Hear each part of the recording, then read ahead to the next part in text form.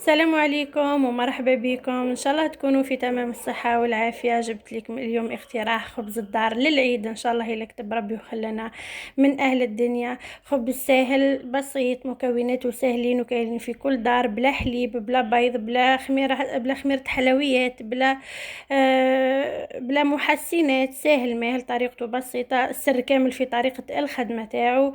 هذا هو الخبز اللي جبته لكم اليوم. شوفوه معايا هنا، راهو درك برك وين خرج من الفور، مازال سخون، يعني يفور، ما قدرتش حتى نتعامل معاه مسخانه. الا حبيتوا توجدوه للعيد، يعني ما يروحوا اهل بيتك يصلوا ويجوا، غير تكوني ديجا وجدتيه في وقفه ربع ساعه وانتي كملتيه، ولا 20 دقيقه وانتي كملتي معاه. سهل ماهل، طريقته بسيطه. شوفوه لي من داخل كيفاه، مع العلم انه ما عجنتوش، يعني الطريقه تاع اني ندخله الهواء بلا غير ما نعجنه. تبعوني نعطيكم الوصفة بالتفصيل. بسم الله على بركة الله. أول حاجة يلت بالبول تاع الشوربة هذا درت 3 لبول ونص، معناها 3 غرفة، والغرفية الرابعة درت فيها غير نص تاع الفارينة. طبعا هذا الخبز راهو غير بالفارينة بلا سميد، ولهذا راح نخدموه بلا عجن، ما يحتاج ان ندلكوه. جبت هنا نص كاس تاع زيت، كاس يهز 220 مليلتر، عمرته نص بالزيت وحاولت ندخله غير شويه برك، ما نحتاج اني نبسو ياسر لانه بعد راح يدخل كلشي في بعضه ويتهدم. جبت هنا مغرفه ونص خميره تاع الخبز، مع مغرفة تاع السكر العادي، مع نص مغرفة ولا على راس المغرفة تاع الملح. نحاولوا ان نفصلوا ما بين الخميرة والسكر والملح، كل واحد نحطوه في جهة، لان كما نعرفوا الملح راهو يقتل لنا مفعول الخميرة. وهنا درت رشة تاع السانوج، ونخلط المكونات كلها مع بعضها. ورحت هنا جبت شوية ماء كنت دفيته، ماشي بارد وماشي سخون، دافي، يعني كي تدخلي صبعك يبان لك شوية سخون ولكن تقدري تتحمليه. بهذه الطريقة، ونبقى نلم في العجينة بلا ما نعجن، يعني طريقة سهلة وبسيطة. هي الصورة راهي تعبر خير من الهضرة للأمانة. من الاول كي نكونوا نعجنوا فيه راح يبان لنا كشغل احرج، ولكن بمجرد ان نبقوا نديروا ونخبطوا يبدا يرطب معنا وتبدا العجينه تعدل روحها. نبقى ندخل في الماء بهذه الطريقة، وهذا هو السر في الخبز تاعنا وعلاه يجي منفخ، قصدي يجي طالع بلا دليك. هو ان نبقوا نخبطوا في العجينه بالطريقه هذه الداخل، نبقوا نخبطوا في العجينه الداخل. هذه الطريقه تدخل لك كميه كبيره تاع الهواء، وهذيك الكميه تاع الهواء هي اللي تدير لك هذاك الطلوع وتدير لك هذوك النبولات من داخل. كيما هكا كل مره نزيد بشويه تاع الماء ونبقى نخبط فيه كاني نخدم فيه سفنج والا في فطاير. بهذه الطريقه نخبط على قد ما راكي تخبطي، على قد ما راكي تدخلي في كميه كبيره تاع الهواء وراح ترطب معاك. من الاول كي ديري شويه تاع الماء راح تحسيه باللي السميد تاعك تطلق، عفوا الفارينه طلقت ياسر، ولكن كي تبقي تخبطي راح تتشربها وتعطيك قوام مليح والعجينه ترطب معاك.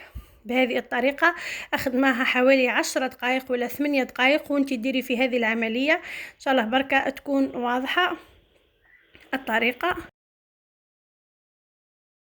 هنا بعد ما حسيت العجينه تاعي ولت لي رطبه، دهنتها دهنه بالزيت وغطيتها بصاشي يكون نظيف من المطبخ. انا كان فضليه السيلوفان، استعملت ساشي كانت نظيفه. خليتها واحد 10 دقائق حتى طلعت لي مليح، وجيت كسرت لها الخمور مره واحده بهذه الطريقه وقسمتها. انا درت منها 2 خبزات بهذه الطريقه كاني نتعامل مع اسفنج ولا حاجه، ولكن النتيجه في الاخير النتيجه تاعها روعه والمعامله معها سهله. ادهني بركه يديك بشويه تاع الزيت وحاولي انك تكورها بهذه الطريقه، خلاها 2 ولا 3 دقائق وبدي طبستي فيها كيما هكا. نحلوها على قد البلا تاع الفور اللي يكون عندك، تقدر ديرها الا كانت الكوزينيير تاعك ولا الفور تاعك كبير ديرها خبزه واحده. انا الفور تاعي راهو صغير شويه، قسمتها على 2، حلوها مليح كيما هكا ونخلاها 2 ولا 3 دقائق تزيد تطلع غير شويه برك وندهنوها بهذه الطريقه غير باليد. طريقه سهله بسيطه. الى هنا لقيتها تلصق لك في يدك، عاوني روحك غير بشويه تاع الزيت والا حتى شويه تاع الماء عادي. هذه الخبزه الثانيه جيت هي ثاني كيما هكا، حليتها في البلاتاي على شكل مربع.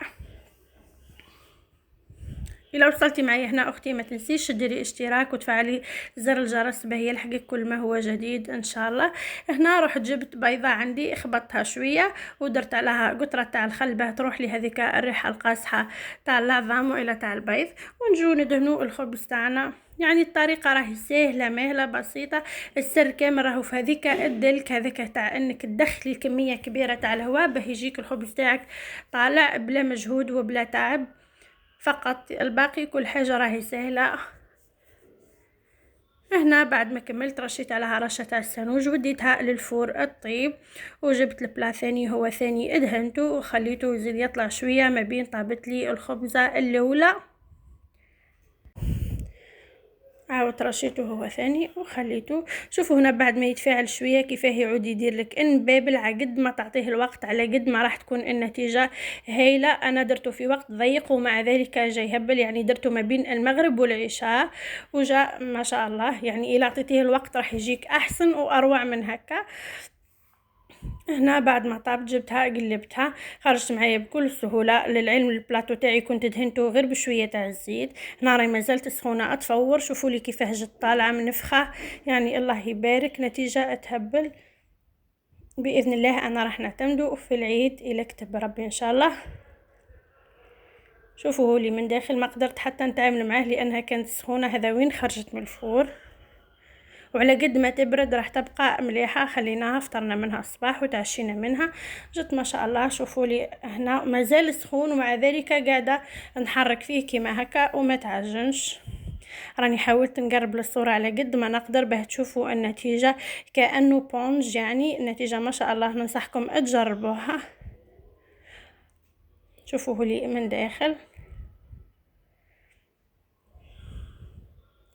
هذه هي الوصفة تاعنا تاع نهار اليوم. الى هنا وصلت معكم لنهاية الفيديو. اللي وصل معي هنا نقول لها بارك الله فيك على المتابعة. ان شاء الله كنت خفيفة ظريفة على قلوبكم، وان شاء الله نكون افدتكم ولو بالقليل. في امان الله في وصفة جديدة ان شاء الله. مع السلامة.